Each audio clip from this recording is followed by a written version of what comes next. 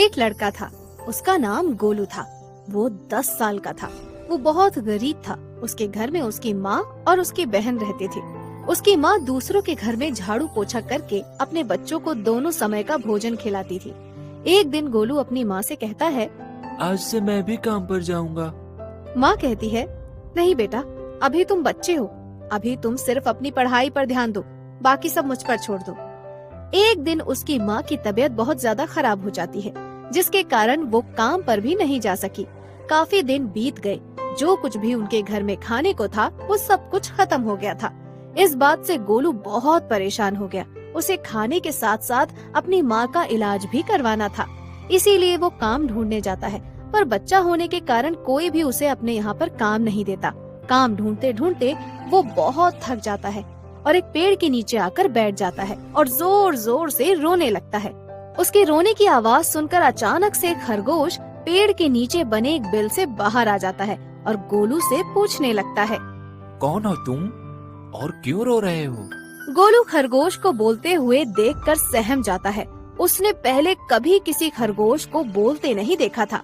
गोलू ने डरते हुए लड़खड़ाती आवाज में खरगोश से पूछा, तुम कौन हो और तुम बोल कैसे सकते हो?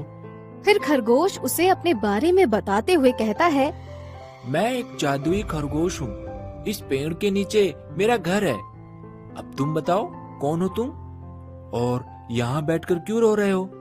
मुझे बताओ, हो सकता है कि मैं तुम्हारी परेशानी दूर कर दूं। गोलू ने उसे रोते हुए बताया, मेरी मम्मी की तबीयत बहुत खराब है, इसलिए वो काम पर नहीं जा सकती और हमारे घर में जो खाना था वो भी खत्म हो गया है।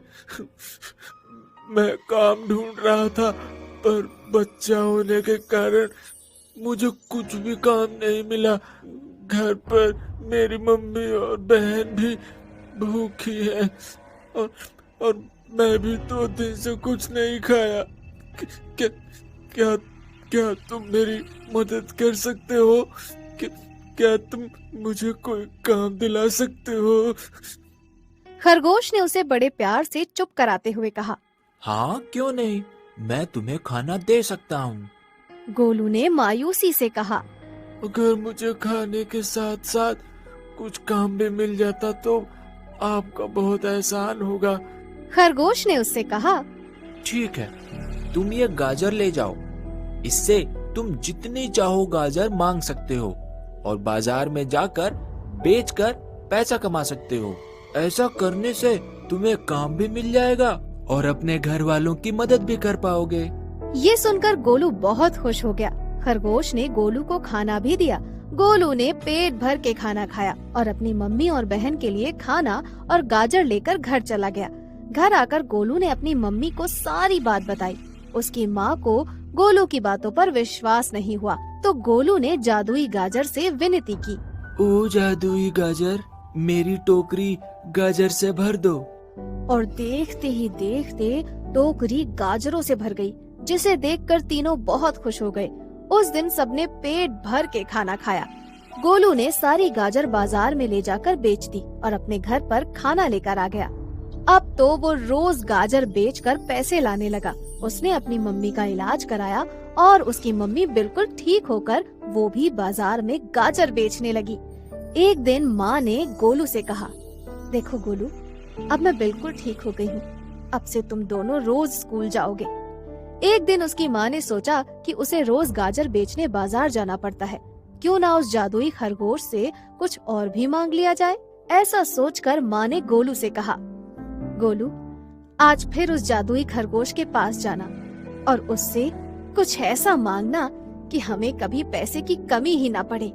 गोलू को माँ की ये बात बिल्कुल ठीक नहीं लगी, पर माँ ने उसे जबरदस्ती जादुई खरगोश के पास भेज दिया।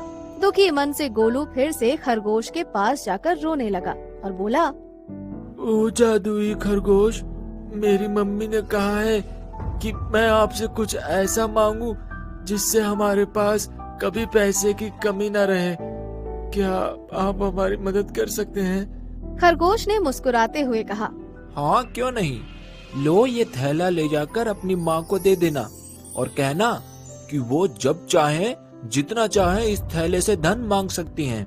गोलू बहुत खुशी से अपने घर जाकर अपनी माँ को थैला दे देता है। तब उसकी माँ थैला हाथ में लेकर कहती है, ओ जादुई खरगोश के थैले, धन दे। तभी थैला धन से भर जाता है। माँ बहुत खुश हो जाती है। एक दिन उनकी पड़ोसन को उनके इस राज का पता चल गया कि वो थैले से धन और गाजर लेते हैं। एक दिन पड़ोसन ने मौका देखकर गाजर और थैला बदल दिया। अब जब भी वो गाजर और थैले से मांगते, उन्हें कुछ नहीं मिलता। गोलू और मम्मी बहुत परेशान हो गए। गोलू फिर से जादुई खरगोश के पास गया और उसे सारी बात बताई। खरगोश समझ गया और उसने गोलू को एक घंटी देते हुए कहा, इस घंटी को तुम्हारे अलावा जो भी बजाएगा, ये तब तक उसके कानों में बजती रहेगी जब तक वो तुम्हारा सारा सामान वापस नहीं लौटा देता।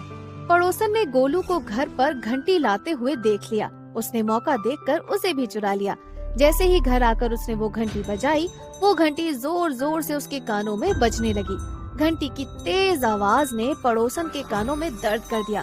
तब वो सारी बात समझ गई और जल्दी से आकर गोलू की माँ को गाजर और थैला देते हुए बोली, मुझे मेरी गलती की सजा मिल गई है, मुझे माफ कर दो और इस घंटी को बंद करवा दो, मेरे कानों में बहुत दर्द हो रहा है।